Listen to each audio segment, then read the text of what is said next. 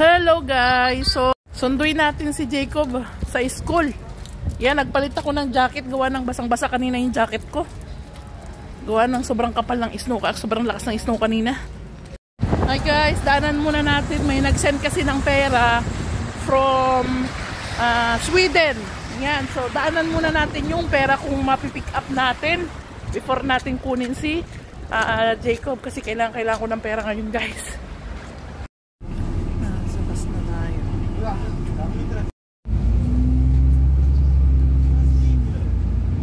Ayan na si Jacob. Wow, you know Jacob. Jacob, Mama want to see. Wow. Wow.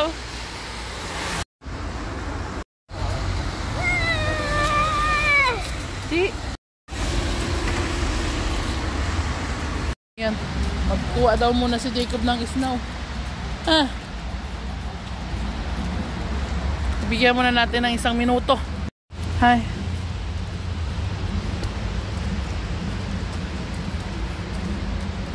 Huy. Hi, let's go now. We will buy tomato. Nagsigang ako, kaso hindi pa tapos. No that down, no down, up only. Yeah, Jacob. Buno. Hi. Notro Notro. Hi Jacob, hi. We buy tomato.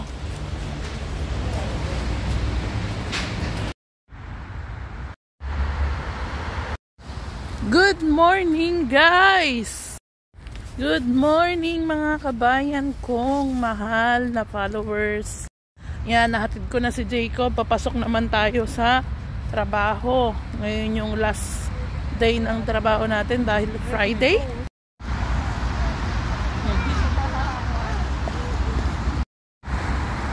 So ngayon ay nag-freeze siya, malamig.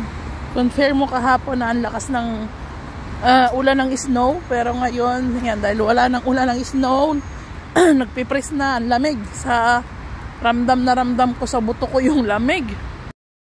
May isi-share lang ako sa inyo guys, sobra. Alam nyo ba na, diba galing ako kami ng Sagna, tapos 2 weeks ako halos na walang trabaho. So kailan lang ako dumating ng Bucharest nung mga 3 ba o 2. So every end of the month, diba, bayaran ng bahay, mga bills sa lahat. Alam nyo ba guys, kahapon nagkausap kami nung teacher ni Jacob na, kasi diba 2 weeks akong walang work, nasa Sagna kami dahil nga na hospital si Daniel, nangyari din sa amin ng asawa ko. So nagkausap kami nung teacher kahapon na may bayarin silang sa school na contribution para daw sa gift daw sa teachers, which is 300 lei. Parang sa atin 3,000 pesos. Sobrang laki. Sana ano na lang yun sa mga bata. Plus yung food ni Jacob, binabayaran namin yun every month. So bali ang na-consume lang ni Jacob is 50 lei kasi nga ang tagal niya absent. So 350 yung bayarin ko. So nahiya ako, nagsabi sa teacher na wala akong pera. So sabi ko na lang, okay ma'am, tomorrow I will pay. Tomorrow I will send money. Sabi ko sa bank. Ayan guys, nandito na tayo sa lugar ng part-time ko today. Mas makapal pala ang snow dito kay La Madam na lugar. Puting-puti. Doon din sa kabilang karsada guys. Kahapon lang, isang araw lang, sabi ko kay Madam. Sabi ko, Madam, nag-i-snow ba dito sa lugar nyo sa Pipera? Sabi niya, hindi, Rona. Tingnan mo naman ang snow ngayon. Tapos, yun nga guys, sabi ko kay Madam na isend ko na lang tomorrow. Tapos, nung kahapon, tumatawag si ate, yung isa sa follower ko from Sweden, na sabi niya, nag-send daw siya sa akin ng pera para sa amin ni Jacob, pangkain kung ano daw gusto namin. So, nag-send siya ng 200 lei. So, tuwang-tuwa talaga ako guys. Sabi ko, oh my God, konti na lang yung idadagdag ko dun sa pambayad sa school ni Jacob. Tapos, maya nung gabi na nakarating na ako, nag-message yung isa sa follower ko na taga US, taga Amerika. Tapos sabi niya sa akin na kung meron akong bangko, tapos hiningi niya yung info ko kasi nga magsisend daw siya ng pang Noche Buena namin ni Jacob. Tapos guys, yun, nag-send na siya. Pagkakita ko guys, umabot siya ng, yung nasend niya is umabot ng 400 plus yung pera na nasend niya sa pera ng sa pera ng Romania. Bali parang $100 plus yun. Tapos pa sa pera ng Romania is 455 ba lahat. So guys, tingnan nyo naman guys. So 450 plus 200, magkano lang yung kailangan ko? 350. Tingnan nyo naman guys, tingnan nyo kung paano si Lord gumalaw talaga, kung paano niya kami tinutulungan ng pamilya ko. Alam talaga ni Lord kung ano yung mga kailangan natin at yung mga hindi kailangan. Talagang ramdam na ramdam ko guys yung pagtulong sa amin ni Lord, talagang pag-guide, paggabay sa amin. Just imagine guys na kinabukasan solve yung problema ko. Grabe guys, talagang nagpapasalamat talaga ako lagi kay Lord sa lahat ng blessing na ibinigay niya. So kahapon diba kumuha ako ng package, yung crack fat, yung slow cooker. Grabe, ang sabi ko lang dati bibili ako ng rice cooker. Ang tagal ko na gustong bumili, kaya lang guys hindi ako makabili kasi yung budget ko talaga laging pangbayad. Yun lang talaga lagi napupunta. Tapos siyempre yung pagkain namin. So sabi ko hindi naman gano'n ka-importante yung rice cooker. So hindi ko na lang pag may extra na lang ako pag sobra-sobra yung pera ko. Kasi pwede naman ako magluto sa lutuan.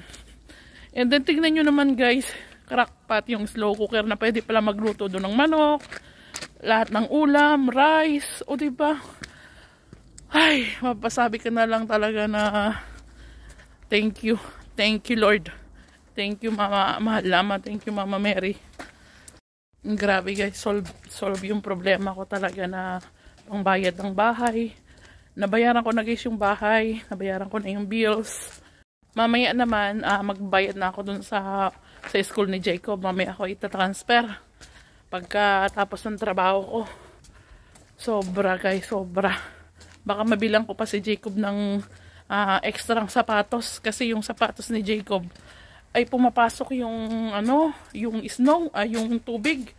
Pero magandang sapatos yun guys. Ewan ko kung bakit pumapasok or dahil si Jacob doon ba naman dumadaan si Jacob kung saan maraming snow at may tubig.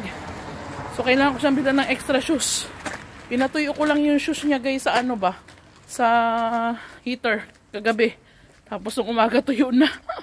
Baka bumili rin ako ng extra shoes kung meron pa. Kasi yung sapatos ko guys ay hindi man panlamig. Tapos yung isa kong sapatos talaga na pinagtsatsagaan kong boots ay yun, sobrang sakit sa paa. Pinapagtsagaan ko lang suotin yun guys kasi nga hindi naman malayo yung mga nilalakad ko kapag ako'y pupunta ng bayan. Ngayon, dahil may trabaho na ako, lagi-lagi naglalakad ng malalayo, kailangan ko talaga ng comfortable na shoes na panglamig, pang snow. Yung moral lesson ngayon guys, alam mo na keep on praying, yung keep on believing, yung faith nyo kay God, kahit yung nasa puntong parang bakit laging ganito nangyayari sa buhay nyo, talagang lagi akong nandun ako sa positive lagi ang iniisip ko na magiging okay din, na hindi ako nag-worry. Kasi alam ko na nandyan si Lord na tutulungan niya ako sa bawat problema ko. Sa bawat yung alam kong parang sino ba namang magbibigay sa akin guys ng magpapakutang basa-basa ng 350 pambayad sa school ng anak ko. Tapos tingnan nyo guys, tingnan nyo si Lord gumawa ng way talaga. Hello guys, yan tapos na ang aking trabaho. May nagbigay ng ganito doon sa sa metro sa baba. Namimigay sila ng mais, ng mani. Yan, susunduin ko ngayon na si Jacob guys.